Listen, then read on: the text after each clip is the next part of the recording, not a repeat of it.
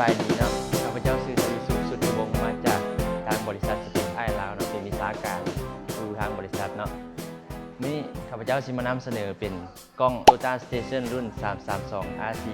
เป็นยี่ห้อของเซาเนาะที่ว่าผลิตมาจากประเทศจีนเขาสิมาเว้าสเปคคร่าวๆของเพิ่นก่อนสเปคคร่าวๆของเพิ่นก็คือมีเลเซอร์ดิ่งอยู่ในตัวแล้วก็มีเลเซอร์เป้าอยู่ในตัวเนาะส่วนหน้าจอจะเป็นหน้าจอขาวดำและควบคุมด้วยปุ่มกดรุ่นนี้จะมีดีไซน์ที่ว่าออกแบบมาสวยงามเนาะแล้วก็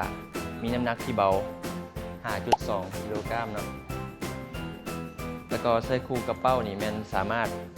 ยิงเป้าได้ 1 กิโลเมตรเนาะแล้วก็นอกเป้าแมน500 เมตรสเปคคร่าวๆของเพิ่นก็สิประมาณนี้ส่วนการนำใช้ต่างๆแม่นเฮาที่พาลงไปนำใช้ตัวจริงในภาคสนามเนาะเดี๋ยวเฮาไปกันเลย